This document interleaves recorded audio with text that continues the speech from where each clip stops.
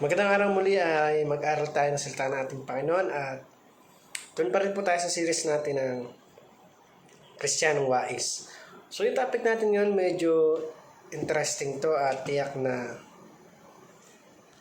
marami yung makaka-relate dito at maiintindihan na ba talaga yung purpose ng alcohol. So ang topic natin ngayon ay matatagpuan sa aklat ng Proverbs 20 verse 1. So sabi dito, ang alak ay manunuya, ang matapang na inumin ay manggugulo at sino mang naliligaw nito ay hindi matalino. So ang title ng ating topic ngayon is Drinking Alcohol, Glorifying to God. So alam naman natin na ang alak ay simula pa nung una, sa panahon pa ng ating mga ninuno o ng ating pinagmula na sina Eva at Adan is ando na yung alak, which is yung grapes. Diba? So, pag-aralan natin kung ano ba talaga yung katotohanan sa alak na ito, kung ito ba ay nag-glorify ba yung ating Panginoon o hindi. Pero sabi ko nga, noong una pa lang panahon ay may alak na. At yes, it's not hindi ito bawal. Ang bawal is yung magpakalulong tayo. So, pag-aralan natin yung salita ng ating Panginoon, yung unang katuruan natin is creation. God designs wine and beer for His glory. So, yung wine is, yun nga, unang pa lang ay na-create na ito sa pamagitan ng sabi nga ng ubas, pero marami yung nagiging mali yung pananaw pag sinabing alak. So, paano ba nagkakaroon ng kasalanan kapag uminom ka ng alak? So, hindi siya bawal. Honestly, hindi siya bawal. Kasi, yun nga, ito ay kinrate ng Panginoon at wala naman sinabing bawal uminom. So, number 2, kaya siya naging bawal is because number 2 falls, sin is taking God's good creation and use them for evil. Sabihin nga yung sobrang pag-iinom, pagkalulong, yun po yung nagpapasama sa alak, sa tao na uminom ng alak. Yung kahit hindi na kaya, hindi na kokontrol yung sarili, maraming nagagawa, kagaya ng kapag nasobrang ka ng pag-inom, pwedeng magkaroon ng trouble. At marami namang uri ng, sabi nga ay pagkalulong. Pagkalulong sa babae, sa pera, o sa kahit anong pamambagay. So, sin is taking God's good creation and use them for evil. So, ang nagpapasama lang dito is yung umiinom tayo ng sobra, nagpapakalulong tayo at pagdating na hindi na natin makontrol yung sarili natin ay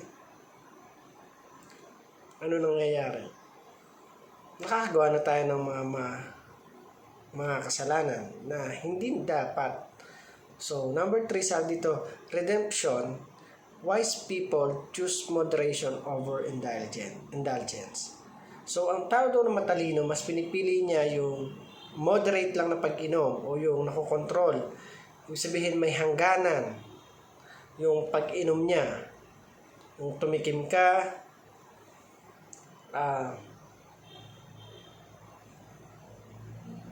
uminom ka ng wine, in moderation, sabi ng Panginoon, you are a wise people. Pero sabi doon, yung indulgence o yung parabang pagkakalulong, ito yung nagpapasama sa atin. Kasi yung titingnan mo, sabi nila, kailangan daw talaga ng alcohol ng katawan ng bawat sa atin. So, ibig sabihin, as a Christian, hindi naman sinabi doon na bawal. Ang sabi lang doon, yung magpakalulong ka, yun yung bawal. So, kabilang ka sa taong matalino kung ikaw yung uminom ng moderate lang. Yung kaya mong kontrolin, kaya mong pagsabihan yung sarili mo na it's enough. yung makokontrol mo na ito hanggang dito lang yung kailangang matake ko na alcohol para hindi maapektuhan ang aking sarili o yung mind natin. So, sa moderation under the rule of King Jesus. So, dito pumapasok yung kapag nakokontrol mo yung sarili mo, under ka ng rule ni Jesus. Sabihin, namamanage mo yung mga bagay-bagay na ginagawa mo. Namamanage mo yung mga bagay na na ginagawa mo. So, gaya ng alak.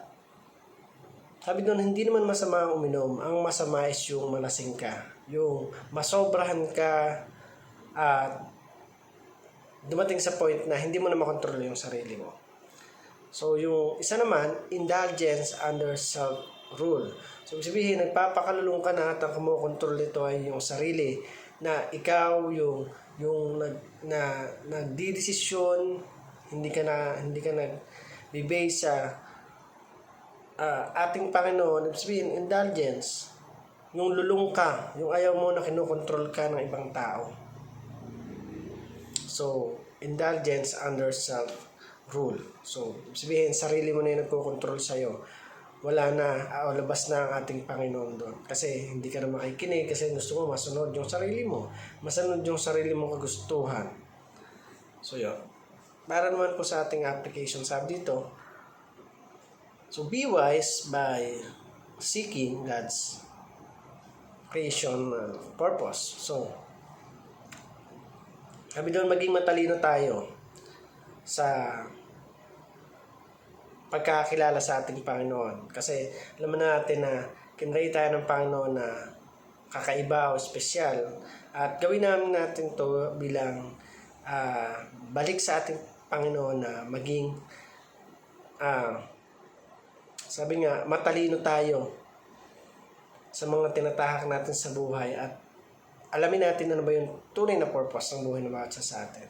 Pangalawa, live by a redeemed life by being led by the Holy Spirit. So, sabi doon, mamuhay tayo na sabi nga, yung pagbabago ay nakikita sa atin ng ating Panginoon. And ang nag-lead sa atin is yung Holy Spirit. Sabihin, yung mga ginagawa mo, kung ipapahintulot mo ng Panginoon ang kumontrol nito, ibibigay sa'yo yung isang buhay, sabi nga ay, na kasiyasiya, isang buhay na nararapat para sa paglingkod sa ating Panginoon o yung isang buhay na tapat at handang sumunod sa ating Diyos. So, pangatlo, sabi dito, submit all things under the rules of King Jesus.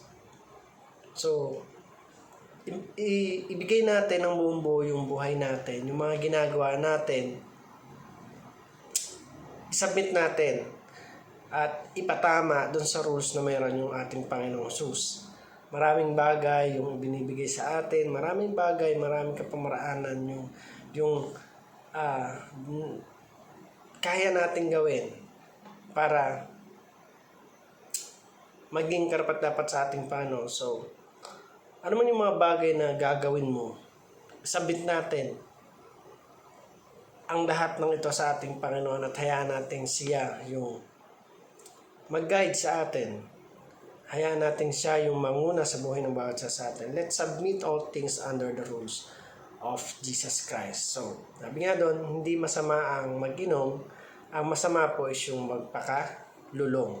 So, kapag iinom ka, dapat alam mo na kontrolado mo yung sarili mo, kung tama na ba o tuloy pa. So, moderation is important. And then, so, as a follower of Jesus, alam natin na mas maganda na kagaya nga ng ginawa ni Paul na alam niya na yun yung nagiging dahilan upang magkaroon siya ng butas sa ibang tao. So, ginawa niya, tinigil na lang niya upang walang masabi ng ibang tao. So, sa atin, even me, alam ko na parang yung pag-iinom kapag nakita ako ng mga kapwa ko mananampalataya ay magiging iba yung magiging treatment nila o yung tingin nila sa akin kapag nakita nila ako nagiinom o nagyoyosi o nambababae. Maraming bagay at kailangan natin na maging tapat sa ating Panginoon at yun nga, huwag natin kaugalian o kasanayan na maglasing sapagkat hindi dito nalulugod ang ating Panginoon kundi kamumuhian pa niya tayo. So again, thank you for watching this video. I hope you learned something and God bless you.